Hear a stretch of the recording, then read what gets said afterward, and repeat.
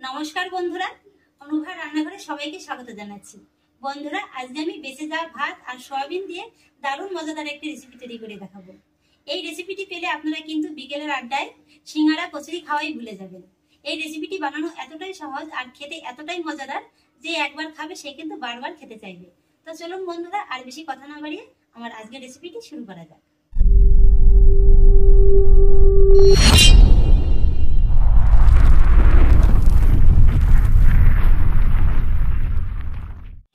বন্ধুরা, আজকের এই রেসিপিটির জন্য আমি এখানে নিয়েছি 100 গ্রাম সয়াবিন। আর সয়াবিনটাকে আমি গরম জলে 5 মিনিটের মতো ভাপিয়ে জলটাকে ভালো করে চেপে বের করে নিয়েছি। আর সেই সঙ্গে নিয়েছি দুপুরের বেঁচে যাওয়া কিছুটা ভাত। মোটামুটি যতটা সয়াবিন আছে আমি এখানে ততটাই ভাত নিয়েছি। বন্ধুরা, এই রেসিপিটি দেখার পরে আজকের পর থেকে আর কেউ বেঁচে যাওয়া ভাত ফেলে দেবেন না। এই রেসিপিটি একবার তৈরি করে খেয়ে দেখবেন যে বিকেলবেলাটাই কিন্তু একেবারে জমে ক্ষীর হয়ে যাবে। এবার আমি এই সয়াবিনগুলো একটা মিক্সিং জারের ভিতরে নিয়ে নেব আর একটা পেস্ট তৈরি করে নেব। এই যে দেখুন বন্ধুরা, আমি সয়াবিনটাকে পেস্ট করে নিয়েছি, তবে খুব বেশি কিন্তু মিহি করে পেস্ট করে নিই, হালকা একটু দানা দানা আছে। একই রকম ভাবে বাকি সয়াবিনটুকুও পেস্ট করে নেব। এবার একই জারের ভিতরে আমি দিয়ে দিচ্ছি ভাতটাও আমি একই রকম ভাবে পেস্ট করে নেব। এবার ভাত আর সয়াবিনটাকে আমি একটি বড় জায়গায় নিয়ে নেব। ভাতটাকেও দেখুন বন্ধুরা, আমি কিন্তু একেবারে খুব বেশি মিহি করে পেস্ট করে নিইনি, একই রকম ভাবে পেস্ট করে নিয়েছি সয়াবিনের মতো। আর এবার আমি এই সয়াবিন আর ভাতের ভিতরে নিয়ে নেব মিডিয়াম সাইজের একটি কাঁচা আলু। আলুটাকে আমি আগেই খোসাটাকে ছাড়িয়ে নিয়েছি। এবার একটা গ্রেটারের সাহায্যে আলুটাকে গ্রেট করে নেব। আলুটাকে গ্রেট করে নেওয়ার পরে এবার আমি আলুটাকে সয়াবিন আর ভাতের সঙ্গে ভালো করে একবার মিশিয়ে দেব। আলু, সয়াবিন আর ভাতটাকে আমি খুব ভালো করে মিশিয়ে দিয়েছি।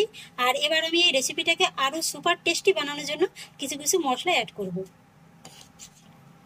প্রথমেই দিয়ে দেবো আমি সামান্য একটু হলুদ গুঁড়ো, তারপরে দিয়ে দেবো হাফ চা চামচ জিরে গুঁড়ো, একই মাপে ধনে গুঁড়ো, আর দিয়ে দেবো হাফ চা চামচ আমচুর পাউডার, হাফ চা চামচ চাট মশলা, হাফ চা চামচ লাল লঙ্কার গুঁড়ো, 4 চা চামচ বেসন। এই বেসনটা দিলে কিন্তু বাইন্ডিংটা দারুণ আসে। সেই সঙ্গে দিয়ে দেবো মিডিয়াম সাইজের দুটো পেঁয়াজ কুচি, আর একটি কাঁচা লঙ্কা কুচি, আর 5 কোয়া রসুন কুচি। আর সেই সঙ্গে দিয়ে দেবো 1 চা চামচ গ্রেট করা আদা। আর সবশেষে দিয়ে দেবো হাফ চা চামচের একটু কম গোলমরিচ গুঁড়ো, আর স্বাদ অনুযায়ী লবণ। বন্ধুরা, আমি যে আজকের এই রেসিপিটা আমচুর পাউডার আর চাট মশলাটা ব্যবহার করলাম, আপনাদের হাতের কাছে যদি থাকে তাহলে অবশ্যই দেবেন। এই দুটো মশলার কারণেই কিন্তু এই রেসিপিটা খেতে আরো অনেক বেশি দুর্দান্ত লাগে, একটা খাট্টা মিঠা কিন্তু স্বাদ আসে। এবার আমি সমস্ত কিছুকে হাতের সাহায্যে ভালো করে একবার মিশিয়ে নেব। আমি সব কিছু ভালো করে মেখে নিয়েছি। আর দেখুন বন্ধুরা, খুব সুন্দর একটা কিন্তু বাইন্ডিং ভাব চলে এসেছে, এই যে দেখুন। আর এবার দেখুন বন্ধুরা, আমি নিয়ে নিয়েছি একটি ডিম। ডিমটিকে ফাটিয়ে একটি বাটিতে নিয়ে নেব। তারপর ডিমে দিয়ে দেব সামান্য একটু লবণ। আর এবার ডিমটিকে আমি লবণের সঙ্গে খুব ভালো করে মিশিয়ে ফেটিয়ে নেব। আমি ডিমটাকে খুব ভালো করে ফেটিয়ে নিয়েছি। এবার আমি যে সয়াবিন, আলু আর ভাতটা একসঙ্গে মেখে রেখেছিলাম, এই ডো থেকে এইভাবে অল্প অল্প করে নেব। তারপরে এইভাবে মুঠোর আকার করে একটু লম্বাটে শেপ দিয়ে নেব। আপনারা চাইলে কিন্তু এটা গোল শেপও দিয়ে নিতে পারেন। তারপরে এই যে ডিমটা ফেটিয়ে রেখেছিলাম, এই ফেটিয়ে রাখা ডিমের ভিতরে দিয়ে দেব। আর আমি আজকের এই রেসিপিটাতে একটু বড় সাইজের করছি, আপনারা চাইলে কিন্তু এর থেকে একটু ছোট করেও নিতে পারেন। তারপরে আমি ব্রেড ক্রাম্বসের ভিতরে এটাকে কোট করে নেব।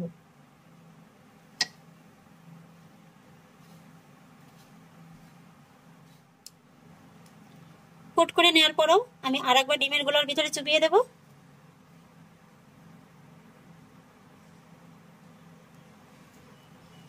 আমি আজকে এটাকে ডবল কোট করে নিচ্ছি, আপনারা চাইলে সিঙ্গেল কোটও করে নিতে পারেন। এই যে দেখুন বন্ধুরা, আমার একটা তৈরি করা হয়ে গেল। আর কোট করার সময় কিন্তু এটা যেহেতু খুবই নরম, তাই একটু লম্বা হয়ে গেছে।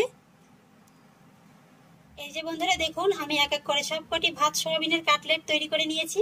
এবার এগুলোকে সব তেলে ভেজে নেওয়ার পালা। আর ভাজার জন্য দেখুন আমি একটি ফ্রাই প্যানে বেশ কিছুটা পরিমাণে সাদা তেল আগেই গরম বসিয়ে দিয়েছিলাম, আর তেলটা কিন্তু খুব ভালোভাবেই গরম হয়ে গেছে। এবার আমি মিডিয়াম লো ফ্লেমে একটা একটা করে কাটলেট এই গরম তেলের ভিতরে ছেড়ে দেবো।